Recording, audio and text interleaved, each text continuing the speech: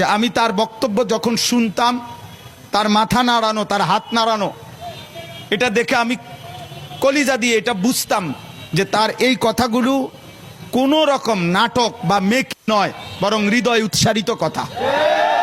বক্তব্য অনেকেই দেয়, অনেক সুন্দর সুন্দর স্বপ্ন দেখায়, অনেক লম্বা লম্বা হুঙ্কার ছাড়ে, কিন্তু আমি ইয়াকিনের সাথে এই কথা স্পষ্ট বুঝেছি যে শহীদ শরীফ ওসমান হাদি তার জবান আর তার দিল বরাবর ছিল।